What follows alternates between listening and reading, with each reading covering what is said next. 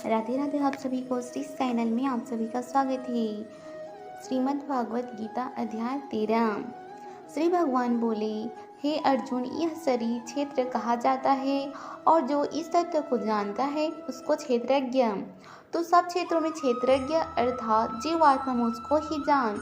वह क्षेत्र जो और जैसा है, जिन विकारों वाला है और जिस कारण से हुआ तथा वह क्षेत्रज्ञ जो और जिस प्रभाव वाला है, वह सब संक्षेप में मुझसे सुन। यह क्षेत्र और क्षेत्रज्ञ का तत्व ऋषियों द्वारा बहुत प्रकार से कहा गया है। विविध वेद मंत्रों तथा ब्रह्म सूत्र के पदों द्वारा भी कहा गया है। 5 महाभूत अहंकार, बुद्धि और मूल प्रकृति तथा 10 इंद्रियों, एक मन और 5 इंद्रियों के विषय अर्थात शब्द, स्पर्श, रूप, रस और गंध तथा इच्छा, द्वेष, सुख दुख, स्थूल देह का पिंड, चेतना और धृति की को क्षेत्र कहा गया है। श्रेष्ठता के अभिमान और दंभ का भाव, किसी भी प्राणी को न सताना, क्षमा भाव, मनवाड़ी आदि की सरलता, श्रद्धा भक्ति सहित गुरु की सेवा, बाहर भीतर की शुद्धि, मन की स्थिरता और मन इंद्रियों सहित शरीर का निग्रह, भोगों में आसक्ति और अहंकार का भाव, जन्म, मृत्यु, जरा, रोग, दुख आदि दोषों का विचार न करना, पुत्र, स्त्री, घर और धन आदि में आसक्ति का भाव, ममता का न होना तथा प्रिय और अप्रिय की प्राप्ति में सदा ही चित्त का सम रहना, मुझ परमेश्वर में अनन्य योग के द्वारा अटल भक्ति तथा एकांत और शुद्ध स्थान में रहने के स्वभाव और विषयी मनुष्यों से प्रेम का न होना, अध्यात्म ज्ञान में नित्य स्थिति और तत्व ज्ञान से परमात्मा को ही देखना, यह सब ज्ञान है। और जो इससे विपरीत है वह अज्ञान है। जो जानने योग्य है तथा जिसको जानकर परमानंद प्राप्त होता है उसको अब कहूँगा। वह अनादि परम ब्रह्म न सत ही कहा जाता है और न असत ही। वह सब और हाथ पैर वाला, सब और नेत्र, सिर और मुख वाला तथा सब और कान वाला है, क्योंकि वह संसार में सबको व्याप्त करके स्थित है। वह संपूर्ण इंद्रियों के विषयों को जानने वाला, परंतु वास्तव में सब इंद्रियों से रहित है। आसक्ति रहित होने पर भी सबका धारण पोषण करने वाला, वह निर्गुण होने पर भी गुणों को भोगने वाला है। वह सब भूतों के बाहर भीतर परिपूर्ण है और चर अचर भी वही है। वह सूक्ष्म होने से सहज बोधगम्य नहीं, परंतु ज्ञानियों के निकट और अज्ञानियों से दूर है। वह परमात्मा अखंड रूप से आकाश की सदृश परिपूर्ण होने पर भी चराचर संपूर्ण भूत में विभक्त सा स्थित प्रतीत होता है।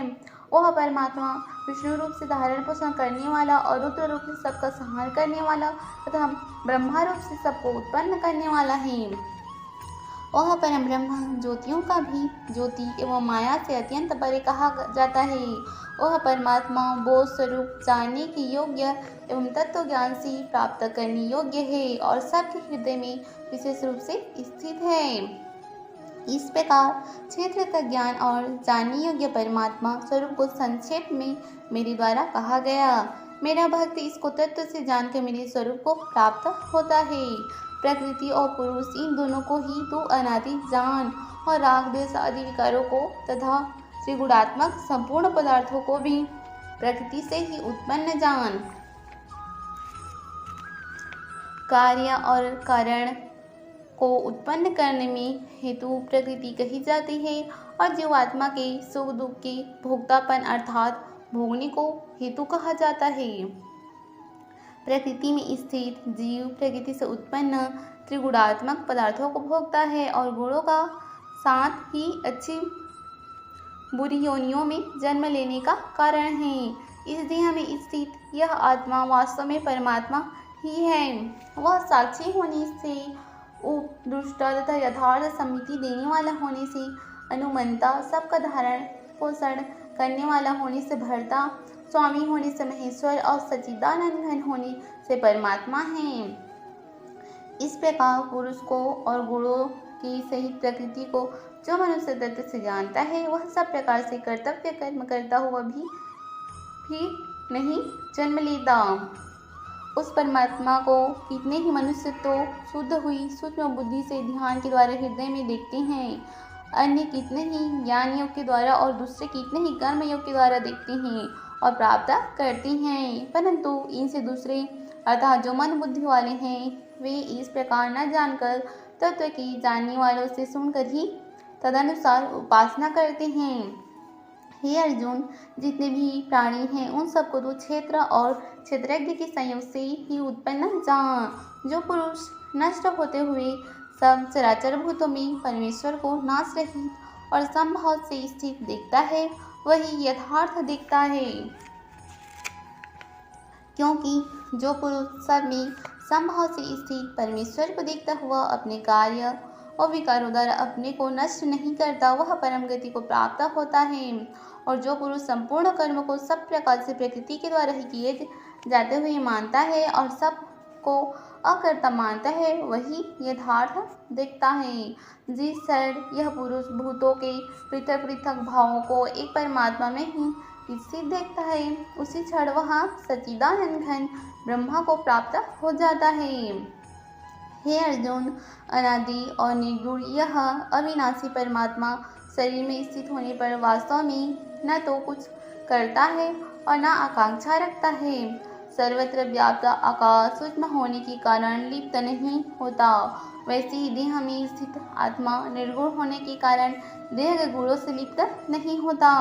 हे अर्जुन, जिस प्रकार एक ही सूर्य एक संपूर्ण ब्रह्मांड को प्रकाशित करता है उसी प्रकार एक ही आत्मा संपूर्ण क्षेत्र को प्रकाशित करता है अर्थात शरीर को संचालित करता है। इस प्रकार क्षेत्र और क्षेत्रज्ञ के भेद को तथा प्रकृति से मुक्त होने को जो पुरुष तत्व से जानते हैं वह परम ब्रह्म परमात्मा को प्राप्त होते हैं। अध्याय 13 समाप्त। वीडियो पसंद आए तो लाइक कीजिएगा, चैनल को सब्सक्राइब कर लीजिएगा। धन्यवाद। राधे राधे।